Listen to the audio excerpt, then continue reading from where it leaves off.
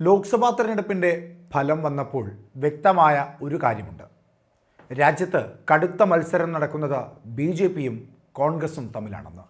അത് കേരളത്തിലും അങ്ങനെയാകുവാൻ പോകുന്നു എന്ന്. ചരിത്രത്തിൽ ആദ്യമായി ബി.ജെ.പി തൃശ്ശൂരിൽ അക്കൗണ്ട് തുറന്നിരിക്കുന്നു. സംസ്ഥാനം ഭരിക്കുന്ന ഇടതുപക്ഷത്തിനും ബി.ജെ.പിക്കും തുല്യാതുല്യം സീറ്റുകളാണ് നിലവിൽ കേരളത്തിൽ നിന്ന് ലോക്സഭയിലുള്ളത്. ഈ സാഹചര്യത്തിൽ ഉപതെരഞ്ഞെടുപ്പ് നടക്കുവാൻ പോകുന്ന വയനാട്ടിലും ശക്തമായ പോരാട്ടം തന്നെ നടത്തണം എന്ന ആവശ്യമാണ് ബി.ജെ.പിയിൽ ഇപ്പോൾ ഉരുത്തിരിഞ്ഞു വരുന്നത്. 2019 അമേഠിയിലും വയനാട്ടിലും ഒരുപോലെ മത്സരിച്ച രാഹുൽ ഗാന്ധി അമേഠിയിൽ പരാജയപ്പെട്ടപ്പോൾ വയനാടുകാർ ഹൃദയത്തോട് ചേർത്ത് വയ്ക്കുകയായിരുന്നു. വയനാട് എക്കാലത്തും കോൺഗ്രസിനോടൊപ്പം നിൽക്കുന്ന ഒരു ലോക്സഭാ മണ്ഡലം തന്നെയാണ്. പക്ഷേ 2024 ആദ്യഘട്ട തെരഞ്ഞെടുപ്പിൽ കേരളത്തിൽ തെരഞ്ഞെടുപ്പ് നടക്കുന്നതിന് മുമ്പ് വയനാട്ടിൽ സ്ഥാനാർത്ഥിയാവുകയും പിന്നീട് ഉത്തർപ്രദേശിലേക്ക് പോയപ്പോൾ അവിടെ റായ്ബ്രേലിയിൽ പിന്നീട് സ്ഥാനാർത്ഥിയാവുകയും അങ്ങനെ റായ്ബ്രേലിയിലും വയനാട്ടിലും 3.5 ലക്ഷത്തിലധികം വോട്ടിൻ്റെ ഭൂരിപക്ഷത്തിൽ രാഹുൽ ഗാന്ധി വിജയിച്ചപ്പോൾ 2019 തന്നെ പിന്തുണച്ച വയനാടിനെ മാറ്റി നിർത്തി റായ്ബ്രേലിയിലേക്ക് ചേക്കേറുകയായിരുന്നു രാഹുൽ ഗാന്ധി. അതിന് അദ്ദേഹം പറഞ്ഞ കാരണവും വളരെ വ്യക്തമായിരുന്നു. ഇന്ത്യ സഖ്യത്തിനും കോൺഗ്രസിനും കരുത്തു പകരണമെങ്കിൽ താൻ വടക്കേ ഇന്ത്യയിൽ നിർബന്ധമായും വേണം. ഹിന്ദി ഹൃദയ ഭൂമിയിൽ രാജ്യത്തിൻ്റെ മുൻപോട്ടുള്ള വളർച്ചയ്ക്ക് കാതലായി താങ്ങായി താൻ ഉണ്ടാകണം എന്ന് കരുതി വയനാടിനെ ഉപേക്ഷിക്കുകയുമില്ല. വയനാട് ഗാന്ധി കുടുംബത്തെ സംബന്ധിച്ച് ഏറ്റവും പ്രധാനപ്പെട്ട ലോക്സഭാ മണ്ഡലം തന്നെയാണ്. താൻ എങ്ങനെയാണോ വയനാടിനെ കാണുന്നത് അത്തരത്തിൽ തന്നെ ഒരു സ്ഥാനാർത്ഥിയെ വയനാടിന് സമ്മാനിക്കുമെന്നും രാഹുൽ ഗാന്ധി വയനാട് വിട്ടു പോകുമ്പോൾ പറഞ്ഞിരുന്നു. അതുകൊണ്ട് തന്നെ പ്രിയങ്ക ഗാന്ധി ആയിരിക്കും വയനാട്ടിൽ സ്ഥാനാർത്ഥിയായി എത്തുക എന്ന ഒരു ഉദ്ദേശം കോൺഗ്രസ് പ്രവർത്തകർക്കും അണികൾക്കും ജനങ്ങൾക്കും ഒക്കെ ഉണ്ടായിരുന്നു. 2019 അപ്രതീക്ഷിത സ്ഥാനാർത്ഥിയായിട്ടാണ് രാഹുൽ ഗാന്ധി വരുന്നതെങ്കിൽ 2024 ഉപതെരഞ്ഞെടുപ്പിൽ കന്യാംഗത്തിന് വേണ്ടി പ്രിയങ്ക ഗാന്ധി എത്തുമ്പോൾ അവിടെ അപ്രതീക്ഷിതമായി ഒന്നും തന്നെയില്ല. പ്രിയങ്ക ഗാന്ധി വരുമെന്ന് എല്ലാവർക്കും ഉറപ്പായിരുന്നു. അത്ര വലിയ ഉറപ്പാണ് രാഹുൽ ഗാന്ധി ജനങ്ങൾക്ക് നൽകിയത്.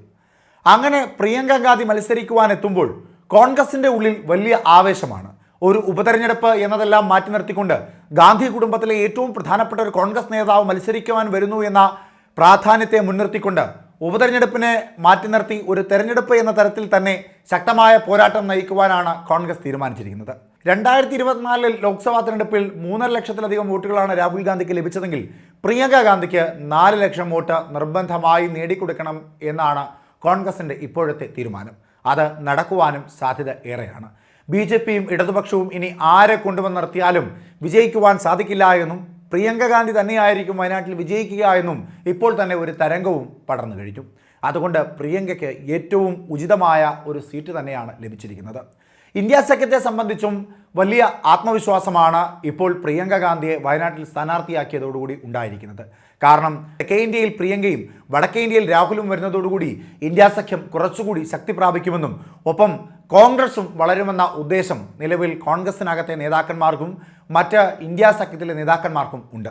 2019 രാഹുൽ ഗാന്ധി മത്സരിക്കുമ്പോൾ 7,06,367 വോട്ടുകളായിരുന്നു നേടിയത്. അതായത് 2014 23.73% വോട്ടിൻ്റെ വർധനമുണ്ടായിരിക്കുന്നു.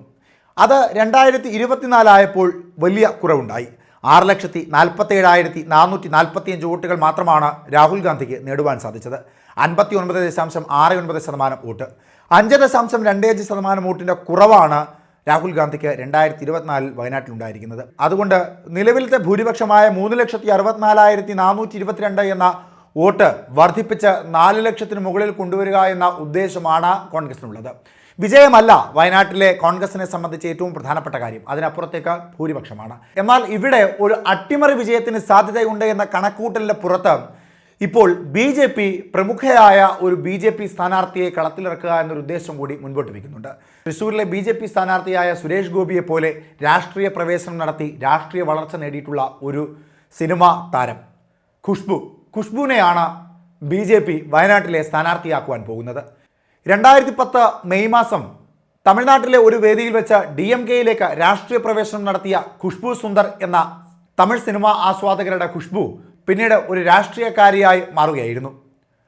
DMK-യിൽ നിന്ന് അഭിപ്രായ വ്യത്യാസത്തിന് പുറത്ത് കോൺഗ്രസിലേക്ക് എത്തുന്നു. അവിടെ നിന്നിപ്പോൾ ബി.ജെ.പിയിലും. അങ്ങനെ രാജ്യം ഭരിക്കുന്ന പാർട്ടിയുടെ ഏറ്റവും പ്രധാനപ്പെട്ട മുഖമായി ഖുഷ്ബു ഇപ്പോൾ മാറിയിരിക്കുന്നു. അതുകൊണ്ട് തന്നെയാണ് ഇന്ത്യ സഖ്യത്തിനെയും കോൺഗ്രസിനെയും ഒക്കെ ഏറ്റവും പ്രധാനപ്പെട്ട മുഖമായ പ്രിയങ്ക ഗാന്ധിക്കെതിരായി മത്സരിക്കുവാൻ ഖുഷ്ബുവിനെ കളത്തിലിറക്കുവാൻ BJPയും തീരുമാനിച്ചിരിക്കുന്നത്. ഖുഷ്ബു വരുന്നതോടുകൂടി മലയാളവും തമിഴും ഒരുപോലെ കൈകാര്യം ചെയ്യുവാൻ കഴിവുള്ള ഖുഷ്ബു വയനാട്ടിൽ എത്തുന്നതോടുകൂടി സ്വീകാര്യത വർദ്ധിക്കുമെന്ന് തന്നെയാണ് BJPയുടെ കണക്കുകൂട്ടൽ. അങ്ങനെ വരുമ്പോൾ വലിയ തിരിച്ചടി കോൺഗ്രസിനുണ്ടാക്കുന്ന തരത്തിലേക്ക് ഭൂരിപക്ഷത്തിൽ കുറവുണ്ടാക്കുകയോ അല്ലെങ്കിൽ ഒരുപക്ഷെ അട്ടിമറി വിജയം നടത്തുവാനോ സാധിക്കുമെന്ന ആത്മവിശ്വാസവും ഖുഷ്ബുവിനും പാർട്ടിക്കുമുണ്ട്. ഖുഷ്ബുവിനെ സ്ഥാനാർത്ഥിയാക്കണമെന്ന് തമിഴ്നാട്ടിലെ പല സമൂഹ മാധ്യമങ്ങളും പറയുന്നുണ്ട്. അതിൽ ഏറ്റവും പ്രധാനം BJPയുടെ സംസ്ഥാന നേതാവായ അണ്ണാമലൈ അടക്കമുള്ളവർ കൈകാര്യം ചെയ്യുന്ന പല സാമൂഹ്യ മാധ്യമങ്ങളിലും ഇത്തരത്തിൽ ഖുഷ്ബുവിനെ BJP സ്ഥാനാർത്ഥിയാക്കണമെന്ന ആവശ്യം ഉന്നയിക്കുന്നുണ്ട്. ഇതോടുകൂടി BJPയുടെ സ്ഥാനാർത്ഥിയായി ഖുഷ്ബു എത്തുമെന്ന് ഏകദേശം ഉറപ്പാവുകയും ചെയ്യുന്നു. BJP സ്ഥാനാർത്ഥിയായി പ്രിയങ്കയ്ക്കെതിരായി ആദ്യഘട്ടങ്ങളിൽ BJPയുടെ ഏറ്റവും പ്രധാനപ്പെട്ട കേരളത്തിലെ വനിതാ നേതാവായ ശോഭാ സുരേന്ദ്രനെ പരിഗണിച്ചിരുന്നു. എന്നാൽ ഇപ്പോൾ ശോഭാ സുരേന്ദ്രന് പകരം ഖുഷ്ബുവിലേക്ക് എത്തിയിരിക്കുകയാണ്. ശോഭാ സുരേന്ദ്രനെ പകരം വിജയസാധ്യതയുള്ള പാലക്കാട് വിജയിപ്പിച്ച് നിയമസഭയിലേക്ക് എത്തിക്കുക എന്ന ഉദ്ദേശമാണ് BJPക്കുള്ളത്.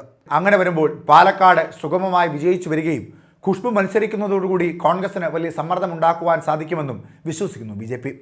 പക്ഷേ തമിഴ്നാട്ടിലെ പോലെ വലിയ സ്വീകാര്യത കേരളത്തിൽ ഖുഷ്ബുവിനില്ല എന്ന് തന്നെയാണ് കോൺഗ്രസും പറയുന്നത്. അതുകൊണ്ട് ഖുഷ്ബു മത്സരിച്ചാൽ കോൺഗ്രസിന് കുറച്ചുകൂടി എളുപ്പമായിരിക്കും മത്സരം. BJPയുടെ കടുത്ത പോരാട്ടമൊന്നും വയനാട്ടിൽ ഉണ്ടാകില്ല, നാളിതുവരെ ഉണ്ടായിട്ടുമില്ല എന്നാണ് കോൺഗ്രസ് പറയുന്നത്. LDFനെ സംബന്ധിച്ച് LDFിൻ്റെ സ്ഥാനാർത്ഥി ഒരുപക്ഷെ ആനി രാജ വീണ്ടും ആകാനും സാധ്യതയുണ്ട്. ആനി രാജ മത്സരിക്കുവാൻ താല്പര്യം അങ്ങനെ കൃത്യമായി പ്രകടിപ്പിച്ചിട്ടില്ല എന്നുള്ളതാണ് ഇപ്പോൾ ഇടതുപക്ഷത്തെ സംബന്ധിച്ച് ഒരു പ്രധാനപ്പെട്ട കാര്യം. ആനി രാജ അല്ലെങ്കിൽ പിന്നീട് ഇടതുപക്ഷത്തിന് വേണ്ടി മത്സരിക്കുവാൻ വരുന്നത് ആരെ എന്ന ചോദ്യം ഉയരുന്നു. CPIയുടെ സ്ഥാനാർത്ഥിയെ നിർബന്ധമായി മത്സരിപ്പിക്കുമെന്ന് ബിനോയ് വിശ്വം പറഞ്ഞിരിക്കുകയാണ്. എന്തായാലും സ്ഥാനാർത്ഥി ഉണ്ടാകും. അത് ആരാണെന്ന് മാത്രമാണ് ഇനി അറിയേണ്ടത്.